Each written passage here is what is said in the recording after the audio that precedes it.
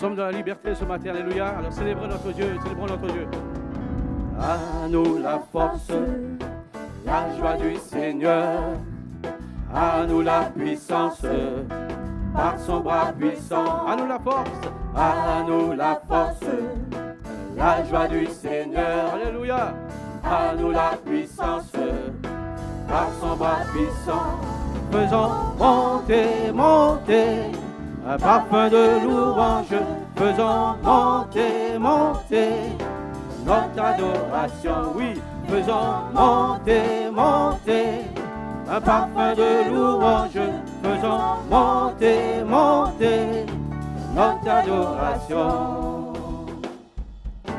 Revêtu de force, entouré de gloire, assis sur le trône, assis sur le trône, à la droite du Père, revêtu, revêtu de force, entouré de gloire, assis sur le trône, à la droite du Père. Faisons monter, monter, un parfum de louange.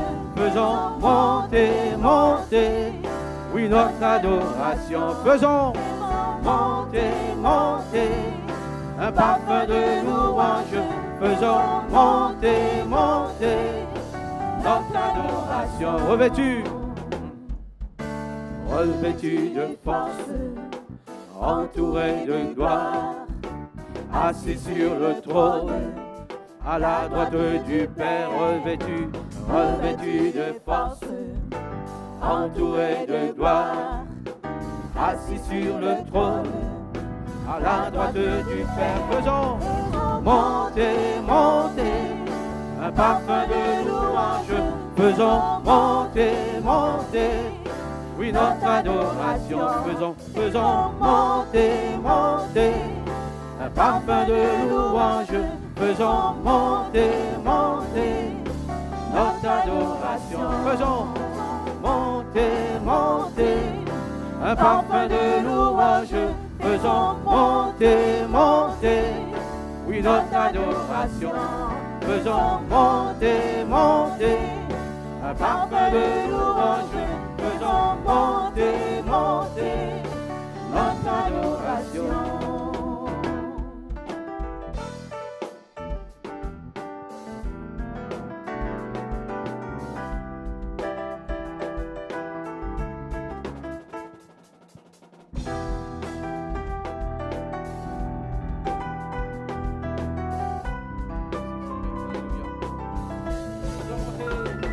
Faisons monter, monter, un parfum de louange.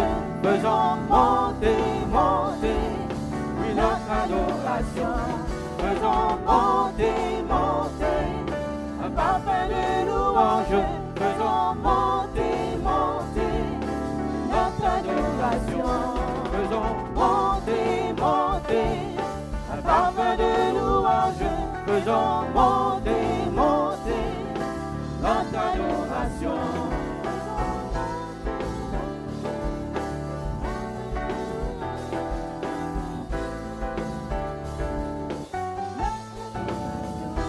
Faisons monter, monter, un parfum de louange. Faisons monter, monter, notre adoration. Oui, faisons monter, monter, un parfum de louange. Faisons monter, monter, notre adoration. Faisons monter, monter, un parfum de louange. Faisons monter, monter, notre adoration. Faisons monter, monter, un parfum de louange. Faisons monter, monter, notre adoration.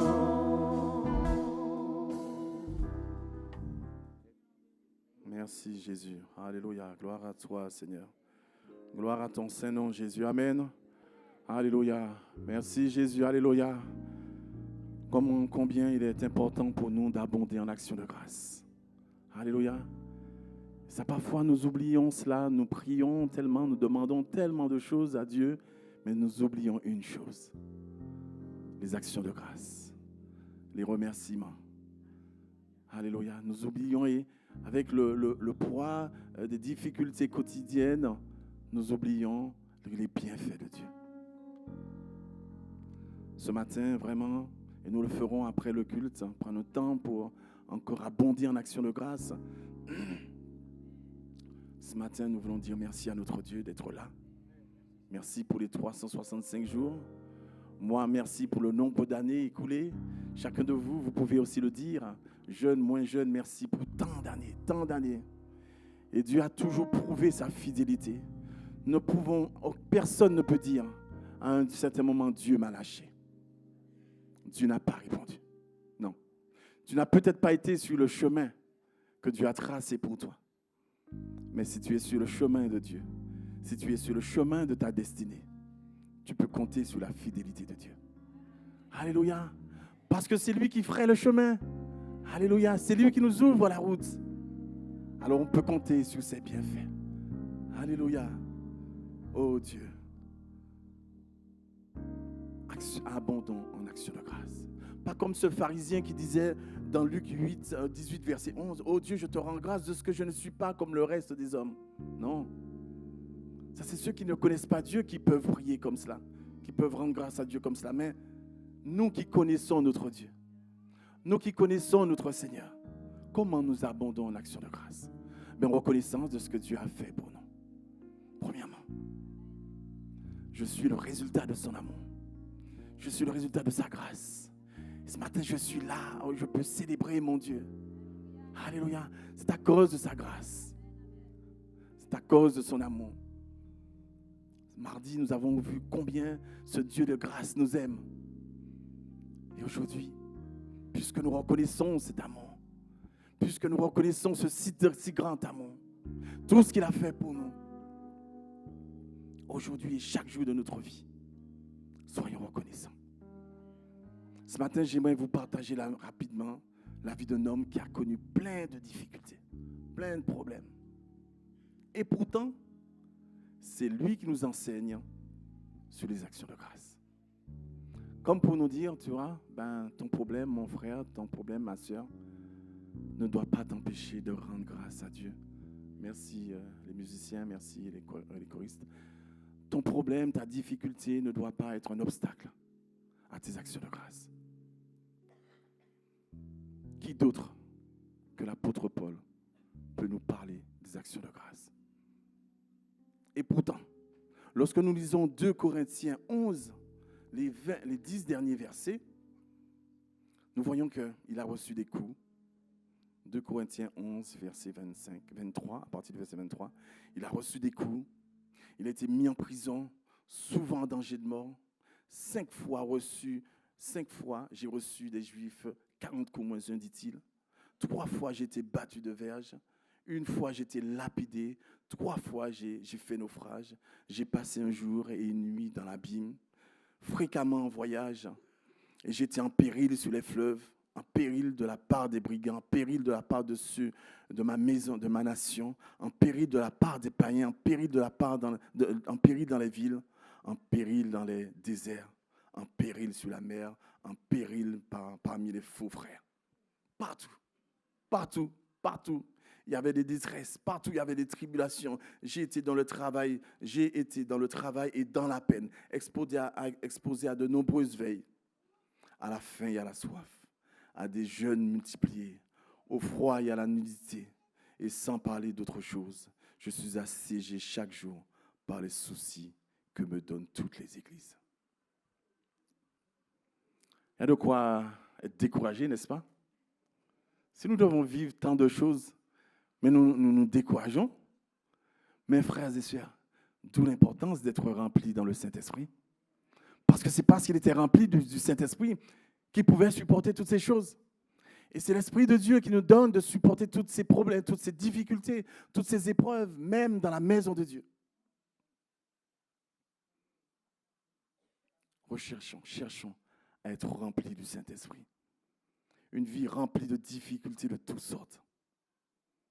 Et c'est lui qui nous donne ce matin 8 priorités nécessaires pour mener une vie chrétienne victorieuse. Alléluia. Alors qu'il en soit de même pour nous, qu'au travers de nos épreuves, alléluia, nous puissions exhorter les autres. Exhorter les autres et que les autres voient effectivement, lorsque nous avons subi, nous avons vécu tant d'épreuves, nous avons cette force nécessaire par le Saint-Esprit pour pouvoir exhorter, parce que c'est ce qu'il a fait, l'apôtre Paul. C'est ce qu'il a fait, c'est ce qu'il a vécu, c'est sa vie. Et pourtant, il nous exhorte ce matin au travers de ce livre, cet épître au 1 Thessaloniciens 5, versets 16 à 22. Cet homme qui a une vie tumultueuse, plein de problèmes comme nous l'avons vu, 1 Thessaloniciens 5, versets 16 à 22. C'est lui qui nous dit ce matin, soyez toujours joyeux. L'apôtre Paul n'a pas enseigné des choses qu'il n'a pas vécues. Tout ce qu'il enseigne, il a vécu. Et nous avons la preuve dans les Écritures. Il a vécu ces choses. Il nous dit, soyez toujours joyeux. Ce matin, sois toujours joyeux, mon frère. Ce matin, sois toujours joyeuse, ma sœur. Les épreuves, elles seront toujours là. Elles viendront, elles disparaîtront, elles reviendront encore. Dieu te dit ce matin, sois toujours joyeux. La joie est un fruit de l'esprit, nous le savons. Et puisque nous avons le Saint-Esprit en nous, alors ce fruit doit être développé dans ta vie. Veux-tu que cette vie, ce fruit soit développé? Alléluia. Oh oui. Mais non seulement, sois toujours joyeux. Il dit, priez sans cesse. Tout est lié, frères et sœurs, on verra. Priez sans cesse. Rendez grâce à Dieu. Alléluia. Rendez grâce en toutes choses. En toute situation, rends grâce, mon frère. En toute situation, rends grâce, ma sœur. Pourquoi? Car c'est à votre égard la volonté de Dieu en Jésus-Christ. Alléluia. Verset 19, là il nous parle alléluia, du comportement dans notre assemblée. N'éteignez pas l'esprit. Il y a une possibilité que nous puissions éteindre l'esprit, on verra cela. Ne méprisez pas les prophéties, mais examinez toutes choses, retenez ce qui est bon, abstenez-vous de toute espèce de mal. Alléluia. 3 conseils ce matin. Il y en a 8. On va voir les 3 premiers qui sont différents des 5 autres. Soyez toujours joyeux. La première exhortation que l'apôtre nous donne ce matin, c'est dans 1 Thessaloniciens 5, verset 16. Soyez toujours joyeux. L'apôtre nous invite à avoir cette bonne disposition. Parce que si nous n'avons pas, nous ne sommes pas joyeux. Comment pouvons-nous louer notre Dieu? Si cette joie a disparu, nous aurons du mal à louer Dieu. Et l'apôtre, nous voyons combien les Écritures nous ont enseigné qu'au plus profond de sa prison, il louait Dieu. Et c'est lui qui enseignait aux autres qui étaient en liberté de louer Dieu, rester toujours joyeux. N'est-ce pas un enseignement pour nous ce matin? De dire, Seigneur, oh, c'est vrai que mon épreuve est là. Cette épreuve, je la vis. Mais je veux garder ta joie. Parce que ta joie, cette joie, elle ne dépend pas d'ici-bas, des circonstances, mais une joie qui est d'en haut, quelque chose qui n'est pas éphémère, quelque chose qui est profond. Alléluia. Pourtant, Paul ne vivait pas dans sa bulle. Il savait ce qu'était la tristesse, ce qu'étaient les peines, les difficultés. Il savait tout ça. Et il nous exhorte à être toujours joyeux. C'est vrai que parfois les difficultés sont tellement énormes, sont dures, sont fortes, sont pesantes. Et si nous n'avons pas les forces nécessaires, et si nous n'allons pas d'ailleurs puiser ces forces nécessaires au quotidien, au pied de Dieu, alors nous pouvons nous laisser accabler par ces difficultés. Mais ce matin, à l'exemple de l'apôtre Paul, nous sommes invités à nous réjouir dans le Seigneur. Philippiens 4:4. Réjouis-toi toujours dans le Seigneur. Réjouis-toi. Ne reste pas focalisé sur le problème. Ne reste pas focalisé. L'apôtre n'est pas resté focalisé sur tout ce qu'il avait vécu. Pourtant, il a été lapidé, battu. Mais mon Dieu, mais c'est des choses qui sont fortes. C'est des épreuves qui sont difficiles. Nous ne connaissons même pas cela. Et nous avons du mal à garder cette joie. Alors allez voir si nous devons vivre la persécution. Qu'allons-nous faire? Qu'allons-nous faire? Non, Dieu te dit ce matin, nous dit ce matin, cette joie, elle vient d'en haut. C'est moi qui te la donne. Garde cette joie, nourris-la et vis-la. Et plus tu vas vivre cette joie, alléluia, au quotidien, dans tes épreuves, dans tes difficultés, alors tu pourras toujours célébrer Dieu. Tu pourras toujours le louer et tu seras toujours reconnaissant et il agira toujours en ta faveur. C'est un fruit de l'esprit. Alléluia. C'est l'œuvre du Saint-Esprit. Cette œuvre ce fruit doit se développer en nous. Proverbe 17, 22 nous dit, un cœur joyeux est un bon remède, mais un esprit abattu dessèche les eaux. Un cœur joyeux est un bon remède. Voilà ce qui te tiendra au-dessus de tes épreuves. Voilà ce qui t'aidera à traverser l'épreuve. Alléluia, ce cœur joyeux, alléluia. Ce cœur qui est attaché à Christ. Alléluia, ce cœur reconnaissant. Alléluia, l'idée de savoir que Christ est là. Dieu est là, il m'entoure. Mais lorsque nous avons perdu la joie, c'est le moment où les pensées, toutes sortes de pensées nous traversent. Alléluia. Et ces pensées sont là pour nous enfoncer. Habakkuk 3, 18, verset 19, dit « Toutefois, je veux me réjouir dans le Dieu de mon salut. L'Éternel, le Seigneur, est ma force. » Habakkuk, pour vous résumer rapidement, lorsqu'il a dit cela, il disait que même si les vignes ne portent pas de fruits, même si c'est la sécheresse, même s'il n'y a plus de bœufs dans les champs, même s'il n'y a plus rien, je me réjouirai dans le Dieu de mon salut. Que cela soit notre force ce matin. Que cela nous encourage ce matin. De nous réjouir combien même dans le Dieu de notre salut. Alléluia. Quoi qu'il arrive, mettons notre confiance en Dieu. Il est là avec nous, n'est-ce pas? Nous le chantons, alléluia, mais c'est une vérité. Il est là avec nous au quotidien. Alléluia. La vraie joie est un fruit de l'esprit qui ne dépend pas des circonstances, mais de la confiance en Dieu. Je veux garder ma joie. Veux-tu garder ta joie? Fais confiance à Dieu. Le plus souvent, ce sont les épreuves qui nous font perdre notre joie, perdre notre communion, perdre notre désir de prier. Ce sont les épreuves. Mais et je crois que le but, l'exhortation de l'apôtre Paul, c'est de nous aider à nous élever au-dessus de nos problèmes et à regarder à celui qui peut tout, à celui qui transforme les situations. Alléluia. Et c'est lui notre Dieu, c'est lui que nous avons célébré ce matin. Amen. Alléluia. Merci Seigneur. Dans sa souveraineté, lui seul peut arranger nos circonstances. Que pouvons-nous faire? J'ai toujours dit à mes enfants, tant que tu n'as pas la main, tu n'agis pas, tu laisses Dieu faire. À un certain moment, Dieu te donnera la main. Lorsque Dieu te donnera la main, tu agiras. Mais si Dieu ne t'a pas donné la main, fais confiance à Dieu. Ce n'est pas encore le temps. Fais simplement confiance à Dieu. Mais c'est un esprit d'abandon. On a confiance en ce Dieu qui ne nous a pas oubliés.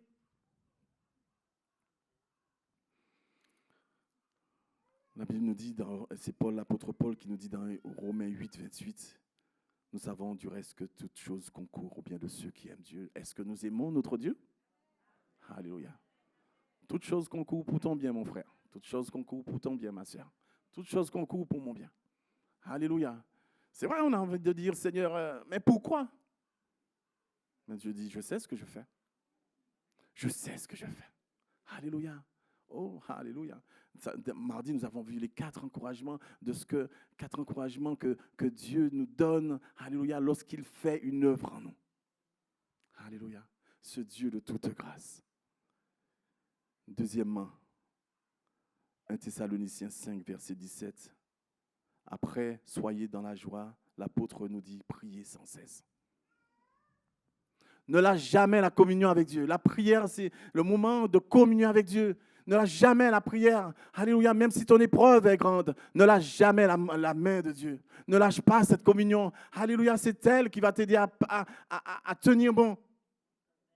Par la prière, Dieu va se révéler à toi. Par la prière, Dieu va te donner une parole qui va te fortifier. Alléluia, priez sans cesse. Comme la joie, la prière est une nécessité. Alléluia, elle est ce moyen de communication et de communion avec mon Créateur. Alors nous devons être plus nombreux dans nos moments de prière, frères et sœurs. Nous devons être plus nombreux dans nos moments de prière en commun. Oui, parce que c'est important. Parce que c'est important. Alléluia. La communion, l'intimité personnelle avec Dieu, oui, c'est important. C'est le plus important parce que tout commence dans la maison. Tout commence dans la maison. Alléluia. Les pardons commencent dans la maison. Les bénédictions, quand on les a dans la maison, on les emmène à l'église. Alléluia. On proclame la gloire de Dieu. Mais quand il y a le non-pardon à la maison, on les emmène aussi à l'église et on fait de la même manière, on agit de la même manière. Tout commence dans la maison. Tout commence dans la maison. Prions sans cesse, frères et sœurs. Prions. Alléluia. Non pas dans le sens, moi je vous dis ça, mais je ne prie pas toute la journée, frères et sœurs. Mais j'ai un temps de prière. J'ai des temps de prière. Mais constamment dans la journée, quand je travaille, je parle à mon Dieu. Pourtant, je fais mon travail. Je ne suis pas déconnecté. Alléluia. C'est le plus souvent, quand je travaille, c'est le plus souvent où j'ai lu un texte et je suis là sur mes machines en train de travailler et je médite le texte. Voilà. Je dis, Seigneur, mais qu'est-ce que tu as voulu dire par là? Mais je n'ai pas compris. Le plus souvent, c'est comme ça. Il y a une communion. Voilà. Mais ce sont des prières. Ce sont des prières spontanées. Mais nous avons vu combien Néhémie faisait des prières spontanées. C'était des courtes prières. Je me souviens une fois, j'étais confronté à une difficulté à l'entreprise et j'arrivais, il y avait tout un problème à l'entreprise et je me suis retiré 30, même pas 30 secondes, 20 secondes, 10 secondes au bureau. J'ai dit, Seigneur, tu sais toute chose. Maintenant, j'y vais. La seule chose que j'avais dit à Dieu. Des prières spontanées. Alléluia. Parce que je sais que mon Dieu savait que je serais confronté à cette situation. Alléluia, je ne suis pas allé au combat comme cela. Alléluia, même si je m'étais préparé dans la prière. Alléluia, parce qu'il faut prier, il faut que Dieu soit notre portion au quotidien. Mais je me suis retiré une prière spontanée. J'ai dit, Seigneur, tu sais cette situation-là, maintenant je vais au-devant, conduis-moi. Alléluia. Voilà le style de vie d'un enfant de Dieu. Est-ce que c'est ton style de vie? Il faut que ce soit notre style de vie. Alléluia. Priez sans cesse. Continuons à prier. Alléluia. Ne nous relâchons pas. Et le diable fera tout pour que nous nous arrêtions de prier. Parce qu'il sait que lorsque nous prions, ça tremble. Dans son camp, ça tremble. Alléluia. Peuple de Dieu, enfants de Dieu, rachetés du Seigneur. Élevons nos voix. Cherchons notre Dieu. Continuons à le chercher dans la prière. Alléluia. Mais comment prier? C'est Luc 18, verset 1 qui nous dit « Prions avec persévérance ». Jésus leur adressa une parole pour leur montrer comment il faut prier et ne pas se relâcher. C'est Jésus qui l'a dit. Il est notre exemple dans la prière, n'est-ce pas? Il priait en tout temps. Il priait avant de partir, il priait le soir, après ces moments d'intervention, il priait. L'apôtre Paul dans toute la Bible, nous avons des hommes et des femmes qui ne cessaient de prier. Daniel est un homme occupé, n'est-ce pas? Daniel était un homme occupé. Qu'est-ce que la Bible nous dit? Il priait 3 fois le jour. Alors nous n'avons pas d'excuse de dire que nous sommes occupés. Nous sommes occupés. Mais attends, si Dieu te prend le souffle de vie là maintenant, ou bien si Dieu te freine là maintenant, qu'est-ce que tu fais? Tu devras t'arrêter. Tu devras t'arrêter. Alors imposons-nous cette règle de prier, de garder au quotidien cette communion avec notre Dieu. Prions avec régularité. Colossiens 4, verset 2. Persévérez dans la prière, veillez-y avec action de grâce. Persévérez. Persévérez. Et cette année encore, nous allons encore prier. Nous allons continuer à prier. Alléluia. Philippiens 4, verset 6, chapitre 6, verset 5 à 6 nous dit « Ne vous inquiétez de rien, mais en toutes choses, faites connaître vos besoins à Dieu par des prières, des supplications, avec des actions de grâce. Et la paix de Dieu, qui surpasse toute intelligence, gardera vos cœurs et vos pensées en Christ. » Voyez le résultat? Dieu nous remplit de sa paix. Lorsque nous prions, alléluia, avec confiance, Dieu nous remplit de sa paix. Et c'est cette paix qui garde nos pensées, qui nous garde, alléluia, des attaques de l'ennemi, des flèches de l'ennemi, des mauvaises pensées de l'ennemi. C'est la paix de Dieu, alléluia, qui garde nos pensées en Jésus-Christ. Troisièmement, alors soyons toujours joyeux. Deuxièmement, prions sans cesse. Troisièmement, une troisième exhortation de l'apôtre Paul, en toutes choses, rendez grâce. En toutes choses, alléluia. L'apôtre ne nous dit pas dans certaines circonstances. L'apôtre nous invite à rendre grâce en toutes choses. Alléluia. Alléluia, frères et sœurs. Je comprends que ce soit difficile. Je comprends que ce soit difficile. Je comprends. Mais c'est quand nous mettons en pratique la parole que nous voyons combien Dieu agit. Alléluia. Et cela nous fait tellement de bien, frères et sœurs, de nous élever au-dessus de nos problèmes. et de rendre grâce à Dieu dans la difficulté. Ayons cette disposition à la reconnaissance. Dans les circonstances heureuses ou malheureuses, apprenons à remercier notre Dieu parce qu'il conduit nos vies. Amen. Il conduit nos vies. Il sait ce qu'il fait. On ne peut pas lui dire, mais Seigneur, tu ne sais pas ce que tu fais. Mais pourquoi tu as permis cela? Des fois, on dit, mais Seigneur, pourquoi effectivement tu as permis cela? Éphésiens 5, verset 20 nous dit, rendez continuellement grâce pour toutes choses à Dieu le Père, au nom de notre Seigneur Jésus-Christ. Alléluia.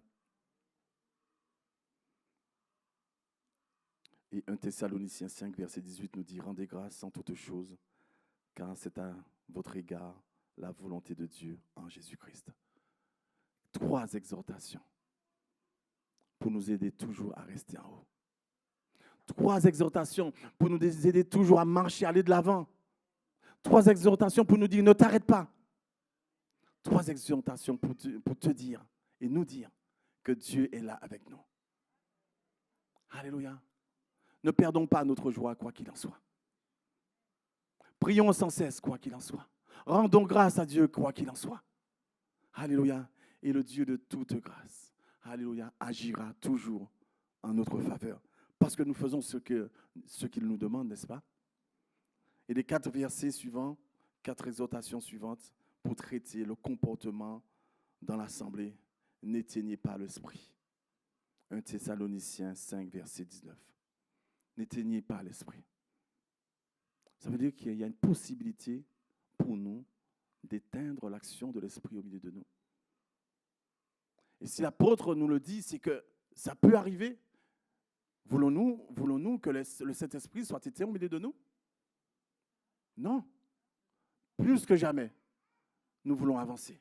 Plus que jamais, nous voulons avancer avec le Saint-Esprit. Alors soyons sensibles au Saint-Esprit et recherchons les dons spirituels pour le profit du corps du Christ. Recherchons davantage. Alléluia. Dieu nous l'a promis. Alléluia. Il y a des dons, alléluia, qui sont encore cachés et qui seront révélés.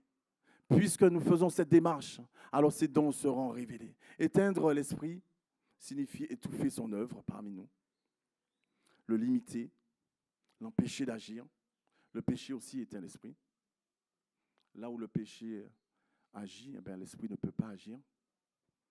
Et Dieu nous rappelle que notre péché a fait souffrir son Fils et que nous devons prendre conscience, que nous devons nous vivre, que nous devons marcher dans la sanctification et que nous devons marcher loin du péché.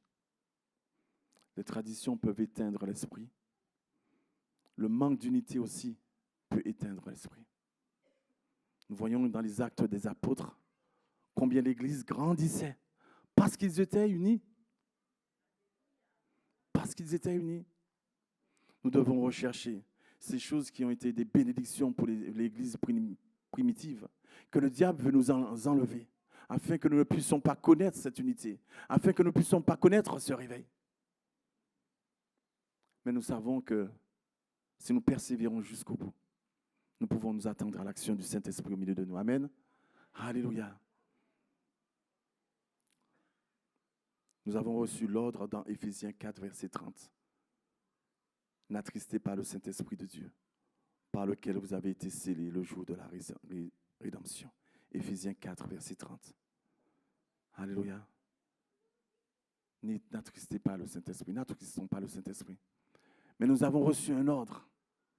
Un ordre, cet ordre est d'être rempli dans le Saint-Esprit. Ne vous enivrez pas de vin, c'est de la débauche. Soyez au contraire remplis dans le Saint-Esprit. Et non seulement remplis dans le Saint-Esprit, mais marchez par l'Esprit. Galates 5, verset 16. Marchez selon l'Esprit. Et vous n'accomplirez pas les désirs de la chair.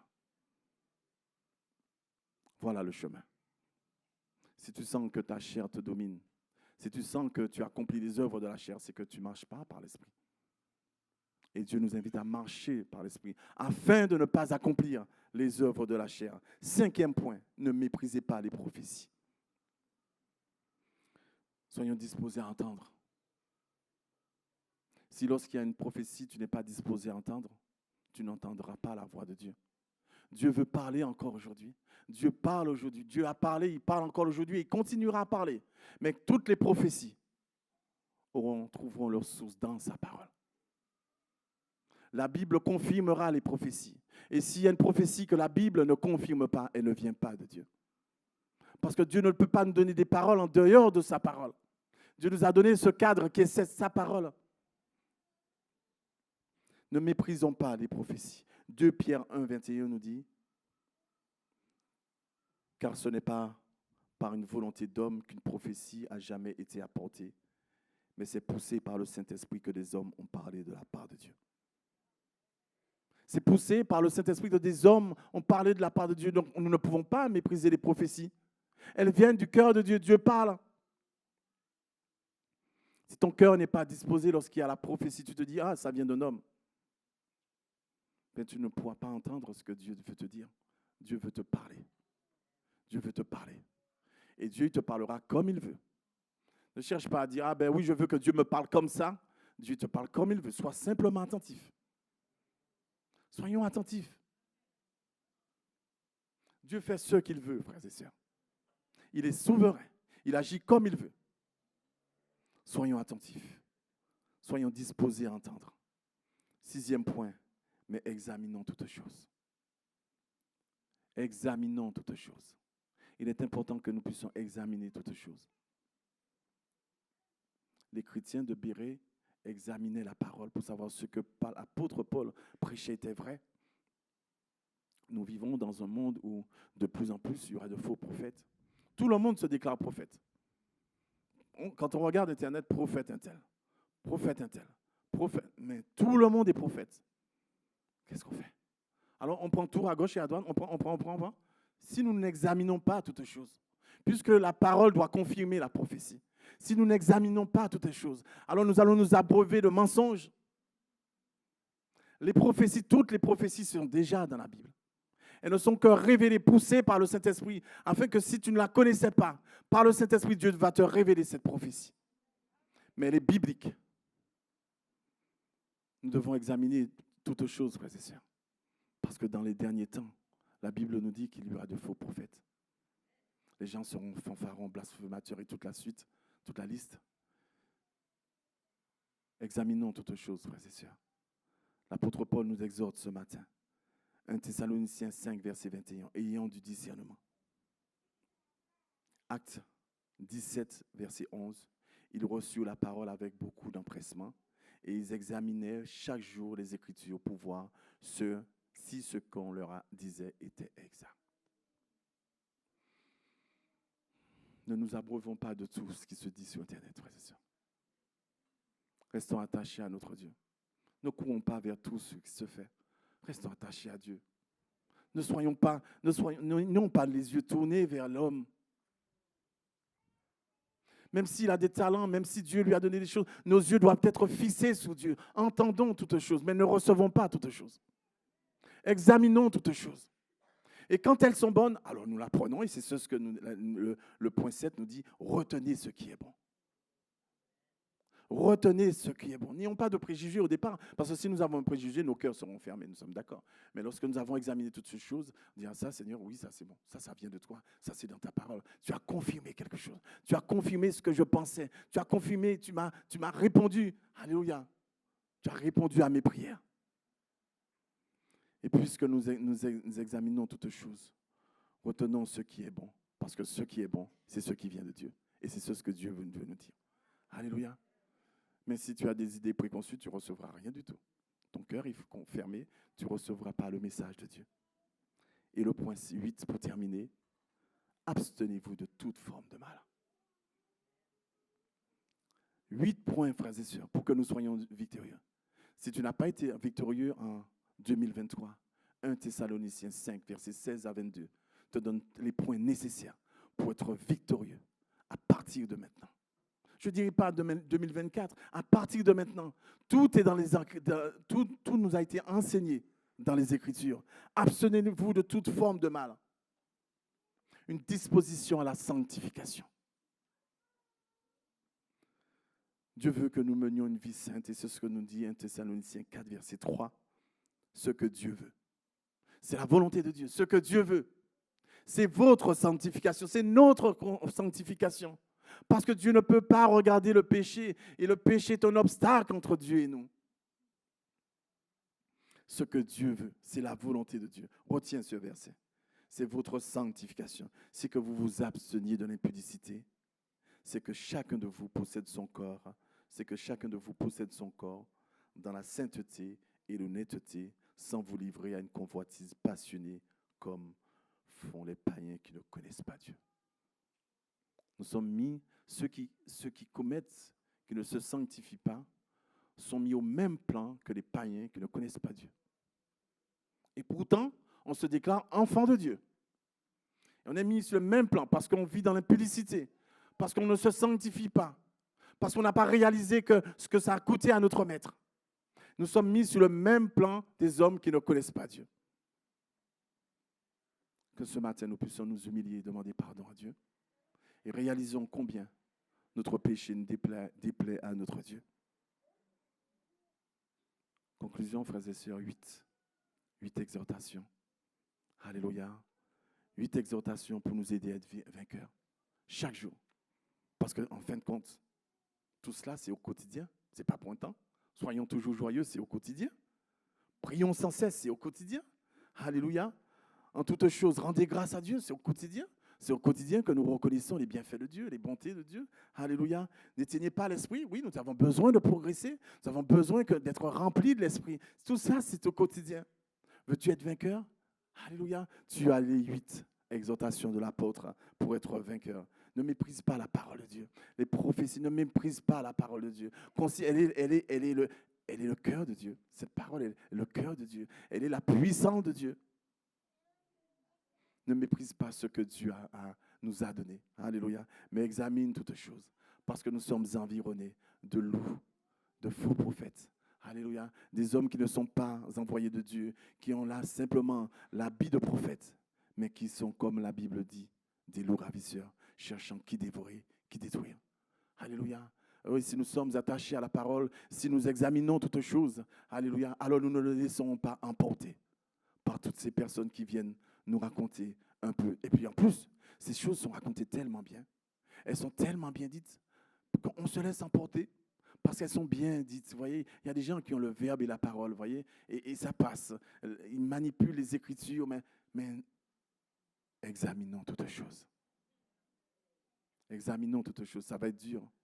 Ça va être dur, frères et sœurs, parce que la Bible nous dit que dans les derniers temps, ça va être encore plus dur. C'est le temps de nous affermir. C'est le temps de nous affermir. C'est le temps de chercher Dieu. C'est le temps de nous attacher à lui. Ce n'est pas le temps d'être frivole, d'avoir un pied avec Dieu, un pied dans le monde. Non, c'est le temps d'avoir les 2 pieds avec Christ. Amen. Alléluia. Et si nous avons les 2 pieds avec Christ, alors notre Dieu, le Dieu de toute grâce, sera toujours avec nous.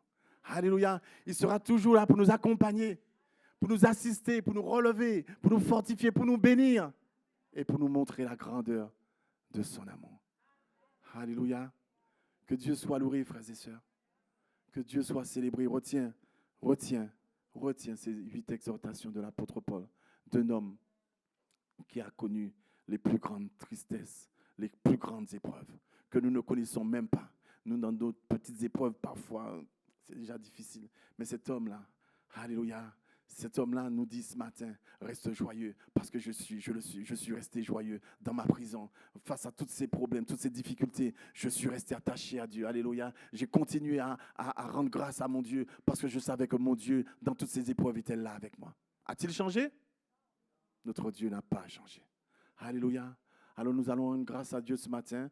Alléluia. Nous allons nous mettre debout, frères et sœurs, et lui rendre grâce. Alléluia. Et lui dire, Seigneur, nous resterons attachés à toi. Amen. Nous continuerons, Seigneur, même si l'épreuve dure encore, mais je continuerai, et j'irai jusqu'au bout avec toi. Amen.